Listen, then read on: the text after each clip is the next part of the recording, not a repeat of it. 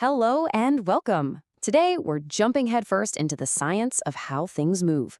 I mean, everything from a race car screaming down a track to a satellite orbiting the Earth, or even just the phone in your hand. Physics has this really elegant language to describe it all. So let's get right into it. Here's a quick look at our game plan. We're going to kick things off with kinematics, what that even means. Then we'll get into the two key ways we measure things in physics, scalars and vectors.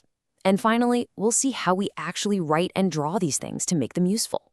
All right, let's start with stop number 1, kinematics. This is basically the rulebook for describing a world that is constantly in motion. And honestly, it's the foundation for everything else we're going to cover.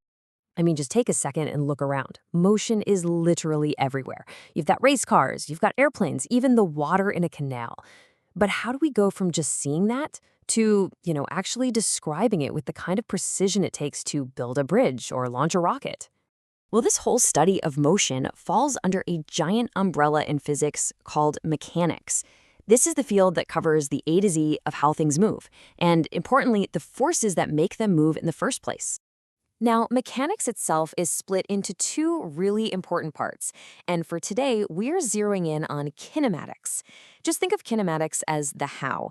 It is totally focused on describing how something is moving. What's its path, its speed, its acceleration, without getting into why. The why, that's the awesome world of forces like gravity and friction. That's a whole other topic called dynamics, and we'll save that for another time. Okay, so to describe motion, physicists use two different kinds of languages, if you will. We're going to start with the simpler one of the two, scalars. These are all about one thing, how much. So what is a scalar, really? It's just any physical quantity that you can describe completely with only its magnitude. That's just a fancy way of saying a number and its unit. That's it. It answers the question, how much, and nothing more. And here's the cool part. You use scalars all the time and probably don't even think about it. When you buy 5 kilograms of sugar, 5 kilograms is a scalar. When you say you walked a distance of 8 meters is a scalar. Simple things like time, speed, even the temperature outside, they're all scalars because a single number is all you need. But as you can probably guess, just knowing how much isn't always enough, right? To get the full picture, we often need a little more. And that brings us to our second, much more descriptive language, vectors. A vector is a quantity that needs not one, but two absolutely critical pieces of information. Its magnitude, just like a scalar, and its direction. So it answers how much and which way. I mean, think about it. You can't just tell an air traffic controller a plane is flying at 500 miles per hour. You have to tell him which way it's going. That direction is what makes the information useful.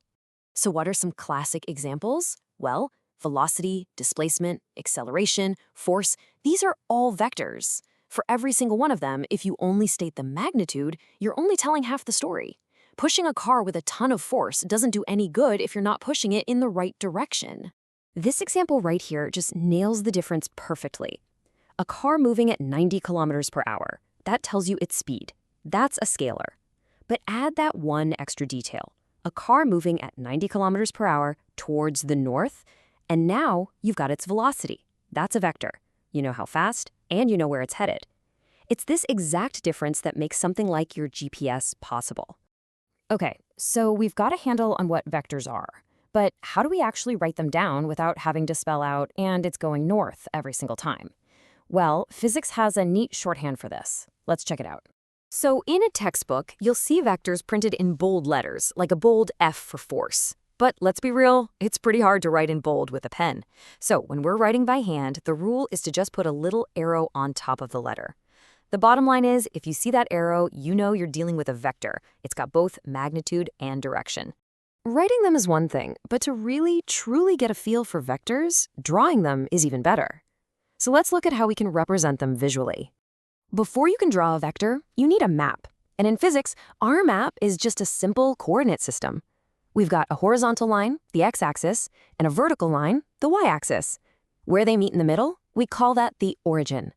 This simple grid is what lets us define any direction with absolute precision. So how do we actually draw one? It's a pretty easy 4-step process. First, you pick a scale that makes sense. Maybe 1 centimeter on your paper equals 100 newtons of force. Step 2, draw your x and y axes. Third, starting right from the origin, you draw a line that's the right length at the right angle.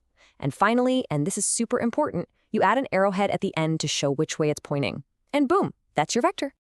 And what you end up with is something like this. This single arrow tells the whole story. Its length gives you the magnitude, the how much, based on the skill you chose, and the angle it makes with the x-axis tells you its direction, the which way. Both pieces of information all wrapped up in one simple drawing. It's pretty cool. Okay, so we've covered a lot of ground. We know what scalars and vectors are, and we know how to draw them. But this all leads to a really practical and interesting puzzle. If you have one force pulling something north and another equal force pulling it east, where does the object actually go? The answer is all about adding vectors together. And, well, that's a story for our next explainer.